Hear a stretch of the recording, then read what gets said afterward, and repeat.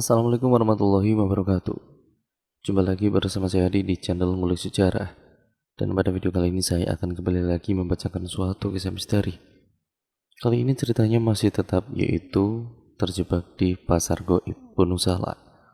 Cerita kali ini memasuki part yang ketiga, sekaligus menjadi part terakhir dari keseluruhan alur ceritanya. Yuk, daripada kita penasaran bagaimana kisahnya, bagaimana akhir dari kisah ini, bagaimana petualangan dari kedua sahabat ini. Nah, mari kita langsung saja mulai ke ceritanya. Perhatikan baik-baik karena ceritanya akan segera saya mulai.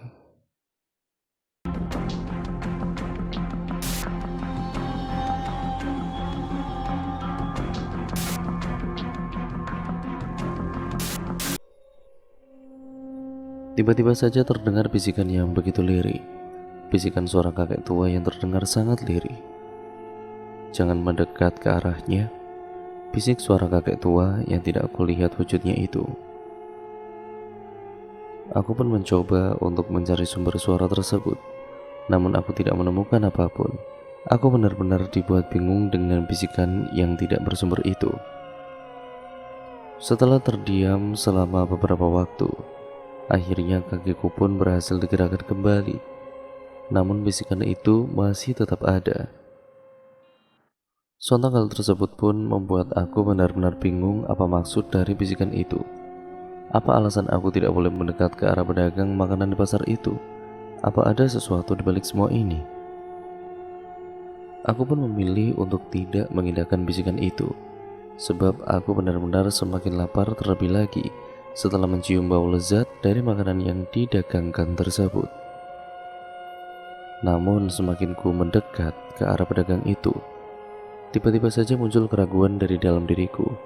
Apakah yang aku lakukan sekarang adalah benar? Atau justru apa yang aku lakukan sekarang bisa membahayakan diriku sendiri? Sudahlah, aku harus segera makan makanan itu. Aku tidak mungkin menahan lapar seperti ini, ucapku. Aku pun kemudian menyingkirkan semua prasangka burukku dan tidak lagi memikirkan kejanggalan yang aku rasakan. Aku lebih memilih untuk mengutamakan rasa laparku dibandingkan dengan hal-hal lainnya yang menurutku tidaklah begitu penting. Pemikiran kerdilku yang demikian pun membuatku masuk ke dalam mara bahaya, namun aku tidak menyadarinya. Aku pun kemudian bergegas untuk menghampiri pedagang makanan di hadapanku, membeli makanan yang disajikan, dan memberikan uang yang aku punya dengan segera. Sontak ibu pedagang tersebut pun nampak keheranan dengan uang yang aku berikan. Ia seperti baru saja melihat uang seperti itu. "Ada yang keliru, Bu?" tanyaku kala itu. Sang ibu pedagang hanya menggelengkan kepalanya dan enggan untuk menjawab pertanyaanku. Ia lantas memintaku untuk segera pergi dari lapaknya dengan cara mengusirku, namun ia tidak lagi menarik makanan yang sudah diberikannya kepadaku. Aku benar-benar merasa kebingungan.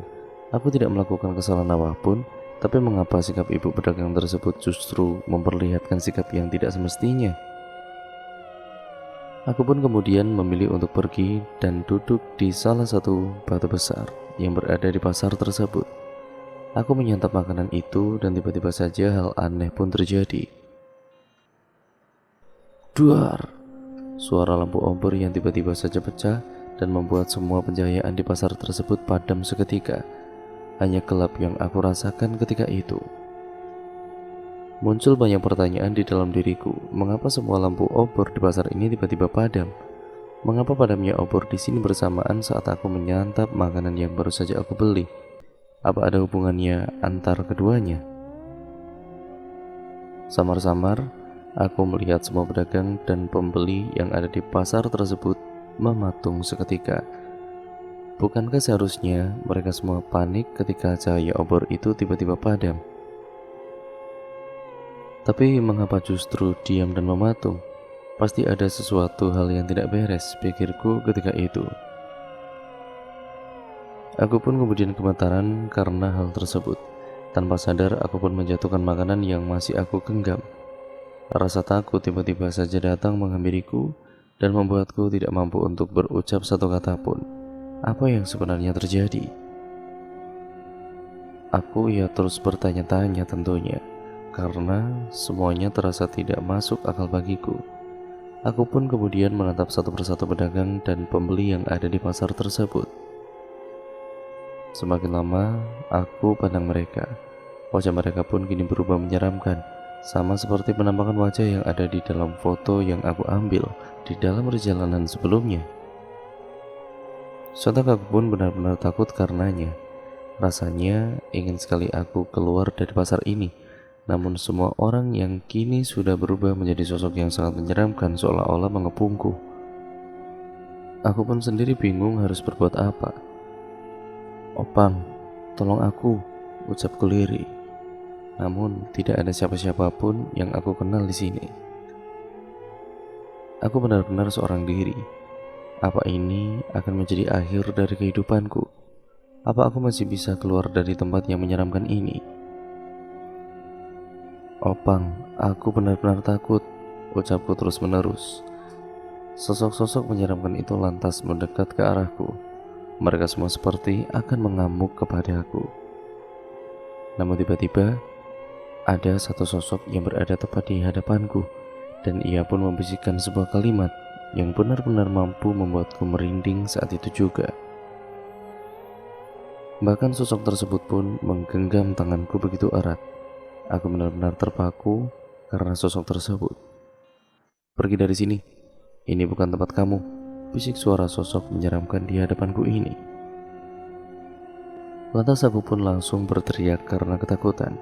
Aku berusaha untuk menutupi wajahku agar aku tidak lagi melihat mereka. Namun mereka semua nampak tertawa lepas karena sikapku ketika itu. Tubuhku benar-benar terpaku di tengah-tengah mereka. Mereka lantas memutari tubuhku sampai 7 kali sembari berkata, "Jangan masuk ke tempat kami, jangan masuk ke tempat kami," ucap mereka semua sembari mengitari tubuhku. "Jangan ganggu saya, tolong pergi," teriakku menjawab ucapan mereka. Namun lagi dan lagi, mereka hanya mentertawakanku seolah-olah mereka senang karena telah membuatku benar-benar merasa ketakutan. Aku tidak berani membuka mataku.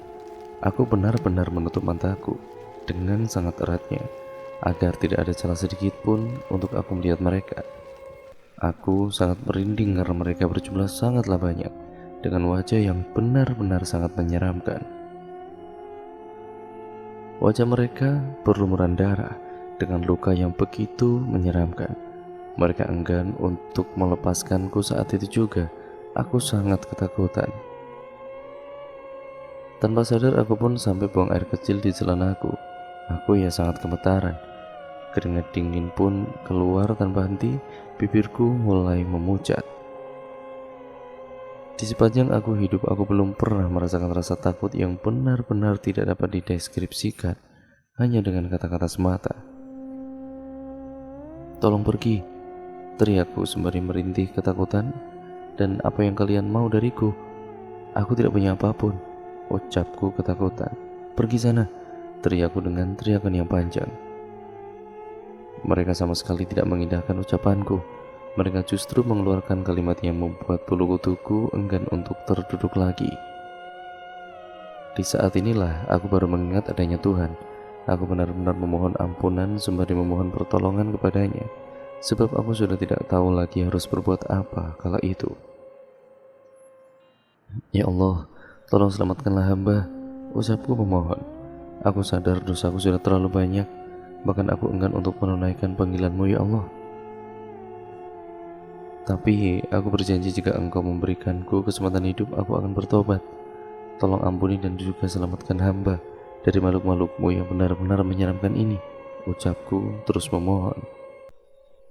Mendengar aku terus memanjatkan doa, semua makhluk menyeramkan yang masih berada di dekatku terus melempar tawa karena mereka sangat puas melihatku berada di tengah ketakutan seperti saat ini. Tubuhku semakin lemas karenanya. Tubuh mereka semakin mendekat ke arahku, dan ketika mereka sudah begitu dekat denganku, aku merasa pandanganku mendadak kosong dan semua cahaya di hadapanku memudar seketika. Aku pun tumbang di hadapan mereka semua dan tidak kunjung sadarkan diri. Di sisi lain, Opang pun terbangun dari tidurnya. Sesaat setelah ia terbangun, ia kaget ketika tidak melihatku di sampingnya. Ia pun berpikir jika aku mungkin saja sudah pergi lebih dulu untuk summit. Opang tidak memikirkan hal lainnya. Opang kemudian asik merapikan tempat di mana ia tertidur. Ia melipat sleeping bag-nya dan merapikan beberapa perlengkapan pribadi lainnya. Ia kemudian mengecek ponsel miliknya. Beruntung saat itu ada sinyal yang tersambung di ponselnya, sehingga ia bisa asyik membuka sosial media tanpa memikirkan keberadaanku. Ketika sinyal ponselnya kembali hilang, Opang pun kemudian bergegas untuk keluar tenda guna menikmati pemandangan puncak Salak yang benar-benar menyejukkan. Tidak lupa ia mengambil mie instan dan teh seduh. Opang pun dengan nyaman memasak mie tersebut dan menyeduh teh. Setelahnya ia pun kemudian menikmatinya. Beberapa saat kemudian, Opang pun memilih untuk beranjak mencari spot foto terbaik di puncak Salak. Ia mengambil beberapa foto dengan perasaan senang. Saat itu ia belum teringat dengan keberadaanku. Setelah beberapa saat Opang mengambil foto, ia pun baru teringat denganku yang sedari tadi tidak dijumpainya. Jika aku lebih dulu summit, tentu ia akan melihatku, pikir Opang saat itu. Opang pun langsung merasa gelisah setelahnya.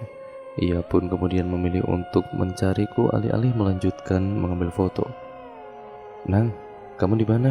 teriak Opang. Opang tidak mendengar jawaban dariku. Ia pun semakin gelisah karenanya.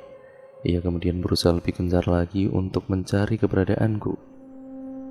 Hingga akhirnya Opang pun berhasil menemukanku yang tergeletak lemah di atas tanah tidak jauh dari jurang di puncak Salak. Opang berlari ke arahku dan mencoba untuk membangunkanku. Namun aku tidak kunjung bangun saat itu. Opang pun benar-benar khawatir. Ya karena sebelumnya kondisiku ini masih baik-baik saja. "Nang, bangun Nang. Kamu kok tidur di sini Nang?" ucap Opang. Aku tidak kunjung sadarkan diri saat itu. Akhirnya Opang pun mengambil air mineral dan mengusapkannya tepat di wajahku, sembari membacakan beberapa ayat Al-Quran agar aku bisa segera sadarkan diri. Nyatanya usaha Opang pun membuahkan hasil. Aku pun berhasil sadarkan diri. Opang bergegas untuk memberikanku mineral agar aku bisa sepenuhnya sadar. Aku pun bergegas untuk meraihnya dan menenggak minuman itu dengan segera. Rasanya seperti aku baru saja keluar dari jeratan dimensi yang benar-benar menyeramkan. "Apa aku masih hidup, Pang?" tanyaku gemetaran. "Masih Nang, apa yang terjadi?"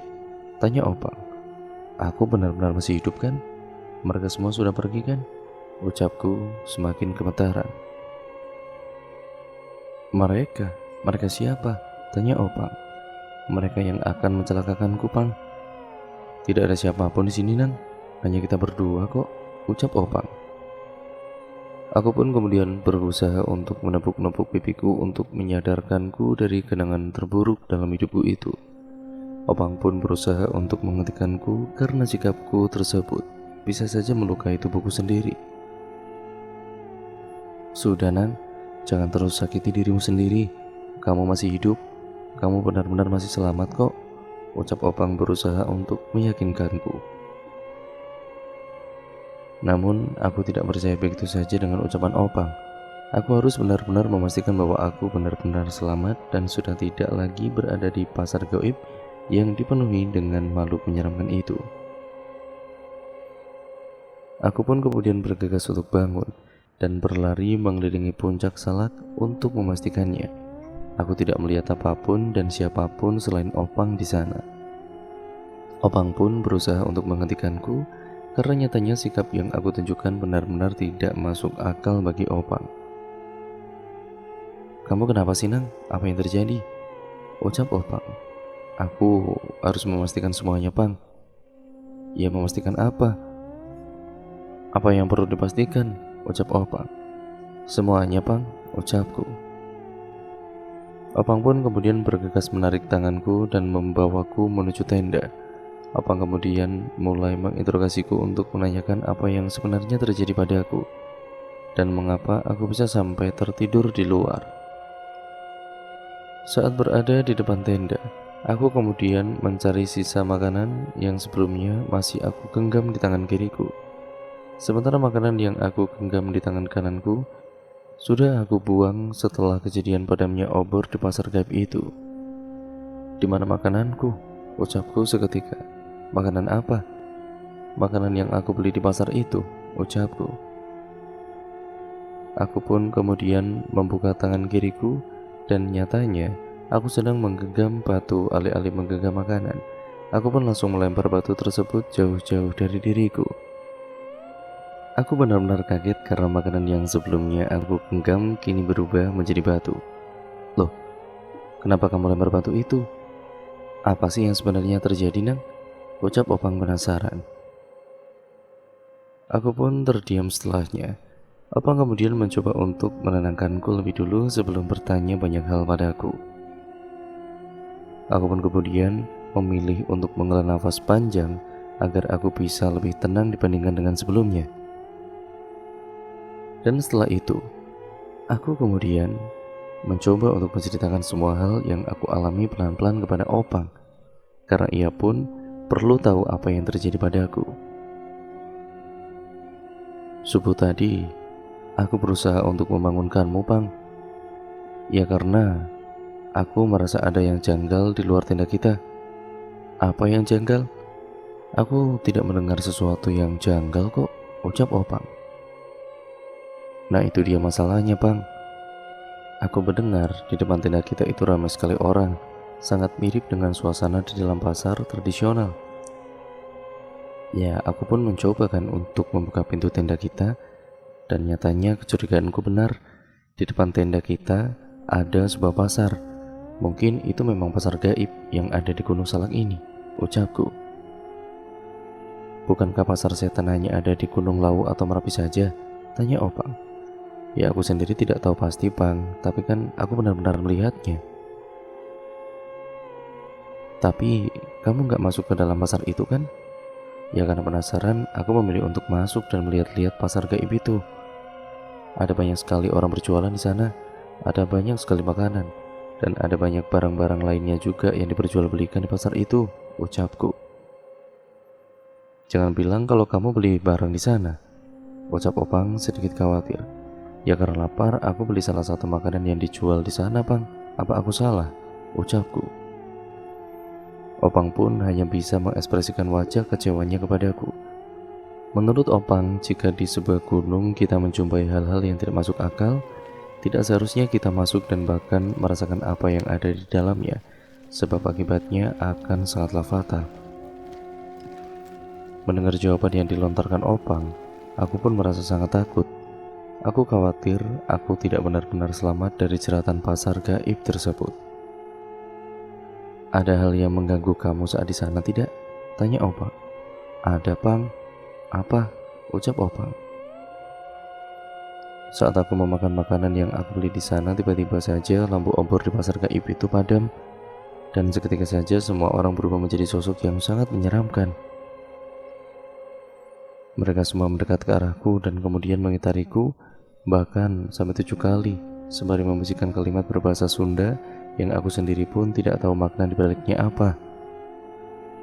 Namun peristiwa itu benar-benar tidak mampu lagi aku lupakan, Pang, ucapku saat itu kepada Opang. Ya tidak seharusnya kamu bertindak sejauh ini, Nang. Kita harus segera turun sebelum semuanya terlambat. Ya kamu jangan nakut-nakutin aku gitu dong, Pang, ucapku. Ya aku bukan menakut-nakutimu, tapi kita perlu waspada, Nang. Ucapan Opang ada benarnya juga, meskipun aku sendiri tidak tahu apa yang akan terjadi setelah kejadian ini. Setidaknya aku dan juga Opang pun sudah bersiap-siap akan semua kemungkinan buruk yang mungkin saja bisa datang menghampiri kami berdua. Tapi aku pasti selamat kan, Pang? Kita akan pastikan itu, Nang. Kita harus berkemas sekarang. Tapi aku belum sempat naik ke puncak Salak, ucapku. Kita akan pergi ke sana lebih dulu, setelahnya kita harus segera turun, ucap Opang. Aku pun kemudian menuruti ucapan Opang. Aku mencoba untuk meyakinkan diriku sendiri bahwa aku akan pulang dengan selamat nantinya. Perjalanan kami yang begitu panjang dan sangat melelahkan tidaklah sia-sia. Aku berjalan tepat di belakang Opang. Aku tidak ingin berjalan paling awal. Rasa takutku masih benar-benar terasa begitu nyata. Aku hanya bisa terdiam tanpa berucap satu kata apapun. Opang pun membiarkanku, sebab ia berpikir bahwa aku mungkin perlu waktu untuk bisa menenangkan diriku sendiri dan berusaha untuk mengendalikan rasa takut yang tidak kunjung selesai ini. Bayangan menyeramkan saat berada di pasar goib Gunung Salak benar-benar masih terasa begitu nyata. Setelah sampai di spot foto yang sering kali dijadikan tempat untuk berfoto pendaki-pendaki lain, aku justru memilih untuk duduk dan tidak mengambil ponselku sama sekali. Karena sikapku semakin aneh, Opang pun bergegas untuk menghampiriku. "Kenapa, Nan?" tanya Opang. "Rasanya benar-benar hampa, Pang. Coba tenangkan pikiran kamu dan perlahan coba nikmati semua yang ada di depan matamu, Nang. Kita sudah sampai sejauh ini, jangan sampai semuanya sia-sia hanya karena kamu masih mengingat kejadian menyeramkan yang sebelumnya kamu alami," ucap Opang. Aku juga sangat ingin melupakan semuanya, Pang. Tapi rasanya benar-benar sulit. "Coba perlahan, Nang." "Iya, aku akan coba," ucapku. Beruntung aku memiliki sahabat sebaik Opang yang selalu bisa mengerti kondisiku dan selalu bisa aku jadikan tempat untuk aku bercerita. Entah bagaimana kondisiku jika aku tidak bersama dia saat pendakian ini. Mungkin aku sudah gila karena peristiwa menyeramkan yang datang kepadaku saat aku berada di pasar goib. Aku terus berusaha untuk mengendalikan diriku sendiri. Aku berusaha untuk tetap bersikap tenang meskipun itu benar-benar sulit. Dan aku berusaha untuk tidak lagi membayangkan mereka semua yang ada di pasar goib waktu itu. Setelah kondisiku mulai membaik, aku pun kemudian tidak lupa untuk bersuah foto bersama Opang untuk mengabadikan momen kami saat berada di puncak Gunung Salak, gunung yang terkenal dengan keangkerannya tersebut. Dan nyatanya, gunung yang saat ini aku pijaki benar-benar menyeramkan dan sangat mencekam. Mungkin setelah turun nanti, aku tidak ingin lagi menginjakan kaki di Gunung Salak ini. Bagiku pendakian ini sudah sangat cukup, dan kemungkinan besar pendakian ini akan menjadi kenangan yang tidak mungkin bisa aku lupakan di sepanjang hidupku ke depan. Masih teringat dengan jelas bagaimana sosok mereka datang menghampiriku, mengitari tubuhku, dan terus meneriakiku yang saat itu sedang seorang diri. Jika aku tahu kejadiannya akan seperti ini, maka aku tidak akan mungkin masuk ke dalam pasar goib yang benar-benar menyeramkan tersebut. Aku mungkin akan menutup kembali tirai tendaku dan memilih untuk melanjutkan tidurku, alih-alih keluar dan masuk dalam jeratan pasar goib Gunung Salak yang sangat angker. Namun nasi sudah menjadi bubur, kan? Tidak ada yang mungkin bisa diulang lagi. Semuanya telah terjadi.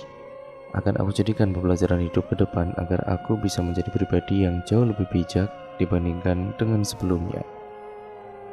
Setelah bersuah foto, aku dan juga Opang pun bergegas untuk kembali ke base camp Salak itu.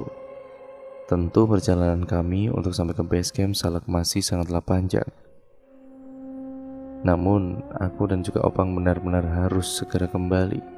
Kami tidak mungkin berlama-lama di puncak Salak, sebab jika hujan kembali turun, maka kami akan sangat kesulitan untuk sampai di base camp nantinya.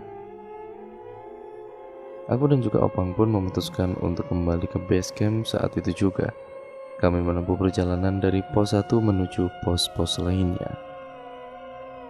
Kami tidak lagi mengindahkan semua kejanggalan yang terjadi, sebab tujuan kami saat ini adalah base camp Gunung Salak via Cimelati yang angker ini.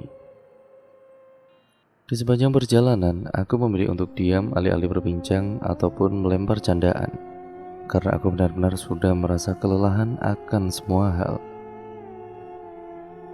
Rasanya aku ingin sekali menjerit, namun rasanya sudah tidak pantas. Diam adalah sikap yang seharusnya ditunjukkan olehku. Setelah menempuh perjalanan yang cukup panjang dan melelahkan, kami pun akhirnya sampai di base camp Cimelati Gunung Salak. Aku dan juga Opang pun terduduk lemas di dekat posko pendaftaran. Hal yang kami lakukan tentunya menimbulkan banyak pertanyaan dari orang-orang yang saat itu berada di base camp. Namun baik aku dan juga Opang hanya menjawab bahwa rasa lelahlah yang berhasil menguasai tubuh kami, dan adanya perubahan di diri kami itu karena kami tidak mampu menahan rasa lelah yang kami rasakan.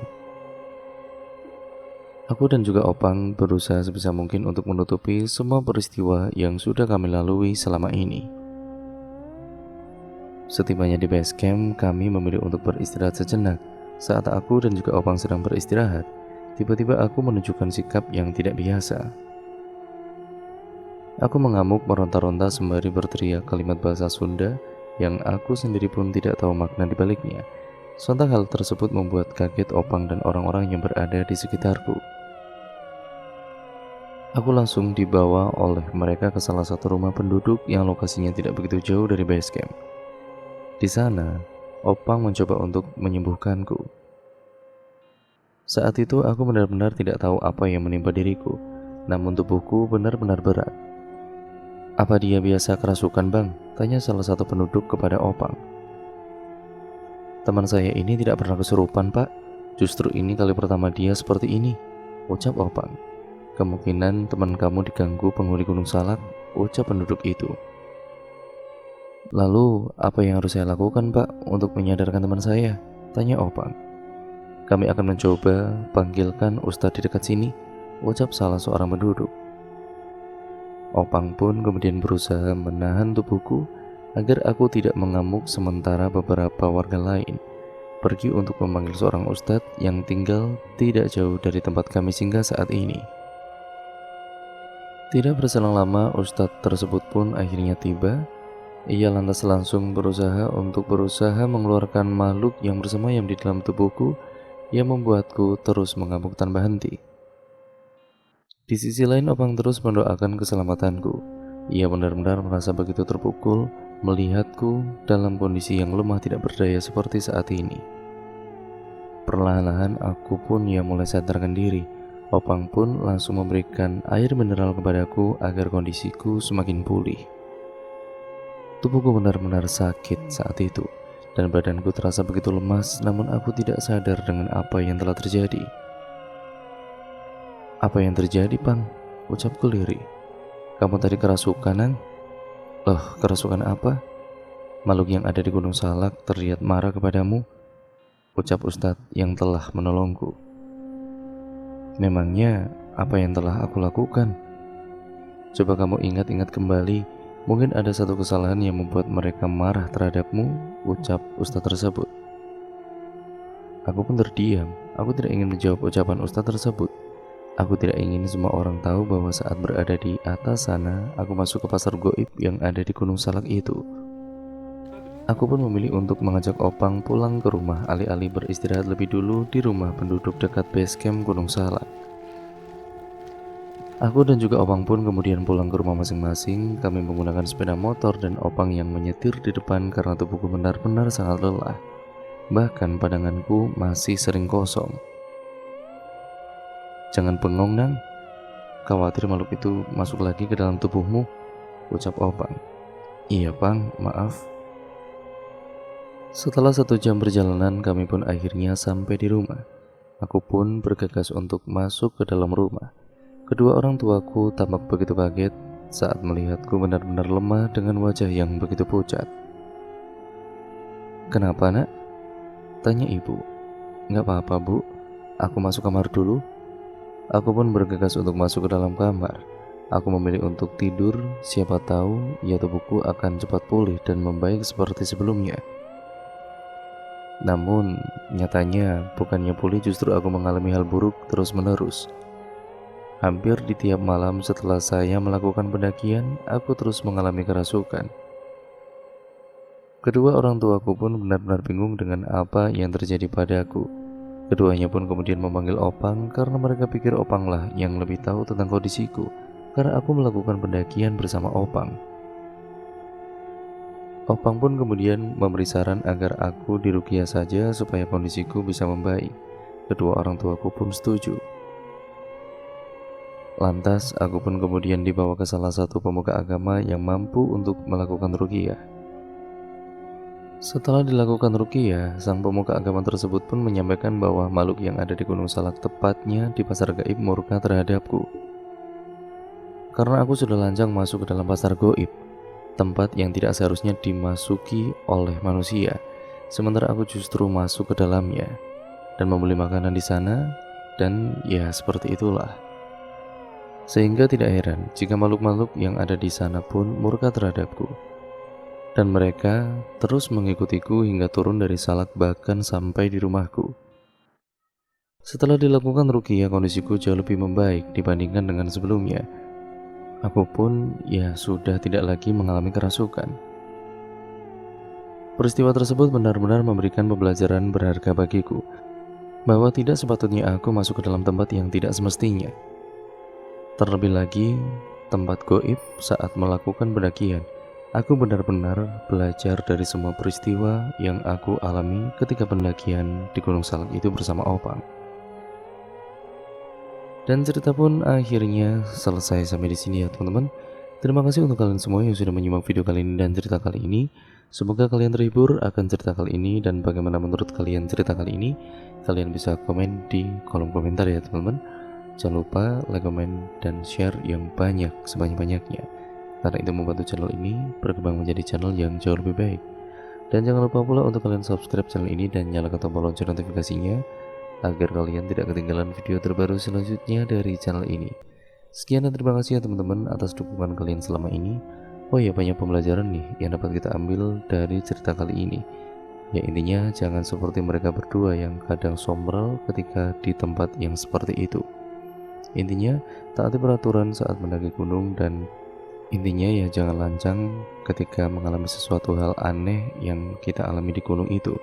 Jangan membicarakan hal-hal yang mungkin kita alami di gunung itu pada saat di sananya juga. Pokoknya masih banyak lagi yang dapat kalian ambil, yang baik-baik kalian ambil, ya sebagai pembelajaran tentunya, dan yang buruk kalian buang jauh-jauh. Namun ya semua itu jadikan pembelajaran untuk kita semua, agar kita menjadi manusia yang jauh lebih baik ke depannya, dan lebih berhati-hati dimanapun kita berada ya teman-teman, apalagi di tempat gunung yang seperti itu. Sekian, kurang lebihnya mohon maaf, video ini saya akhiri. Wassalamualaikum warahmatullahi wabarakatuh.